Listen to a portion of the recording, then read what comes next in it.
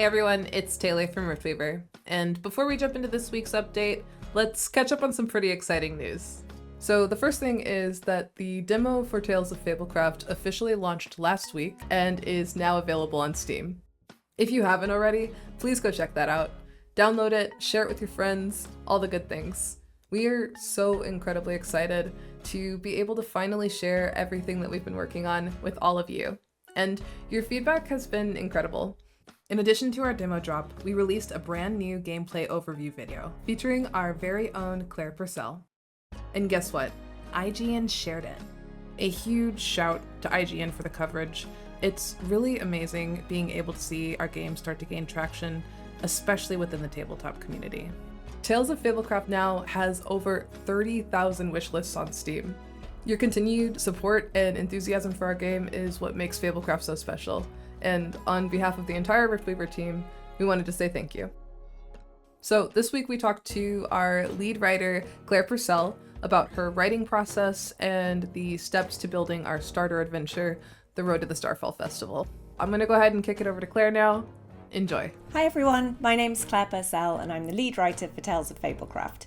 Today I wanted to give you a bit of background about our very first adventure, The Road to the Starfall Festival, from the ideation to the writing process to the creation of every GM's best friend, the Game Master Guide.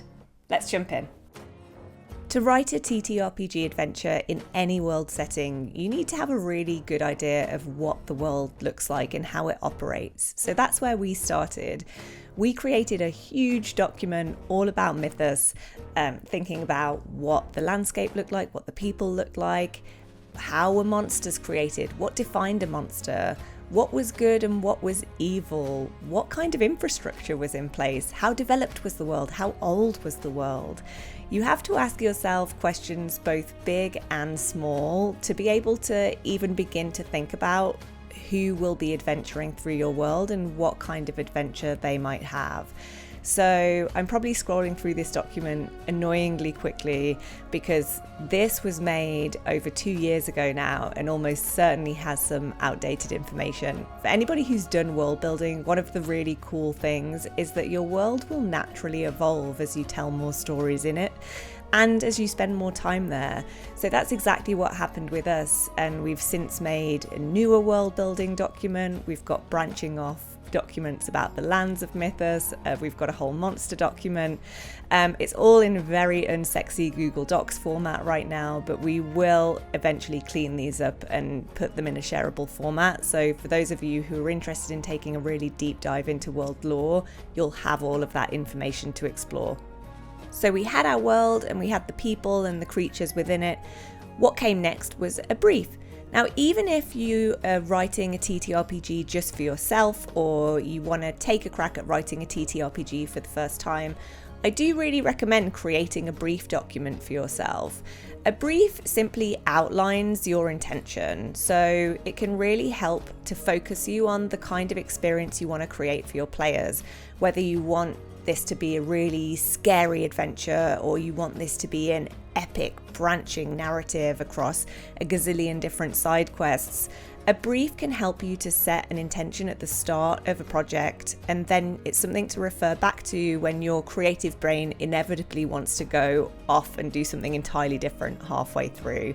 So for our brief, for what we called the starter module, aka the very first adventure we were going to create, we knew that we wanted something that would ease players into the fundamentals of tabletop role-playing as a whole, and also would teach them how to play Tales of Fablecraft, as well as lightly introducing them to our world, into Mythos, the characters, etc.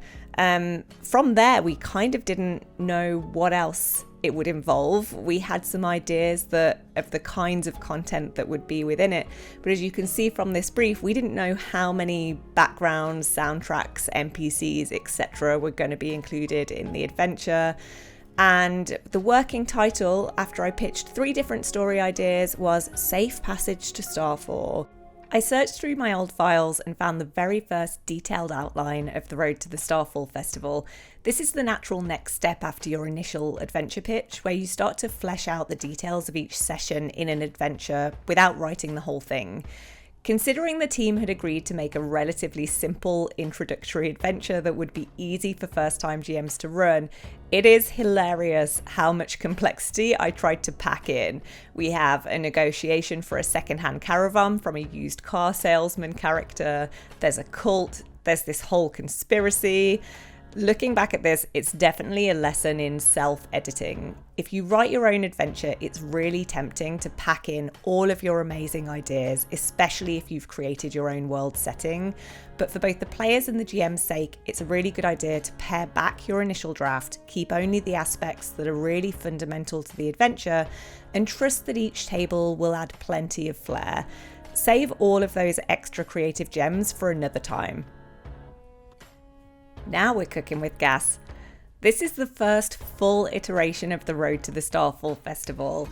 This document itself has seen many versions and edits. I work really closely with Darcy, our creative director, who is the most wonderful editor and creative partner for all of our adventures.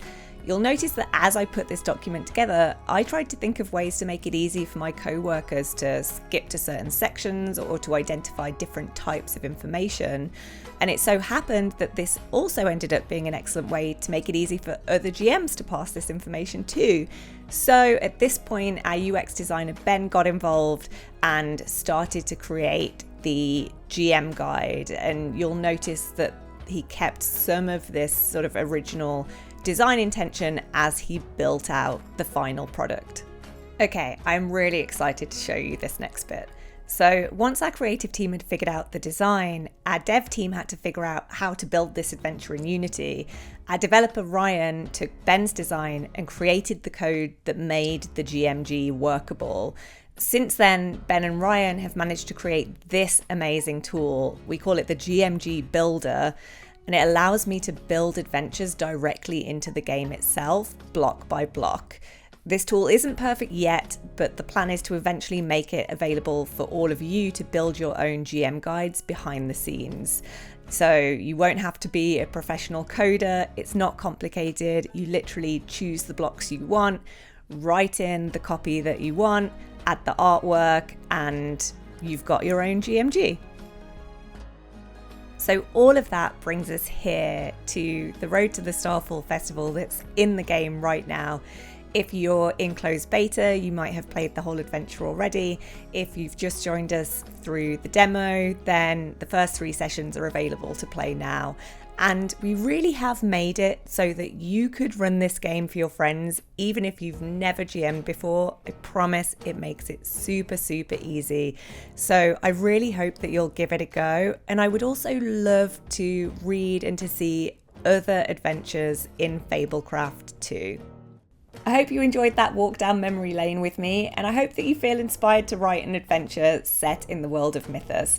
I'm always hanging out on Discord, so come find me, tell me what you think of the Road to the Starfall Festival, or hit me up with ideas for stories that you'd love to see in Mythos. See you there. Thank you so much to Claire for taking the time to put that together for us, and thank you for tuning in. If you like Tales of Fablecraft, don't forget to wishlist us on Steam.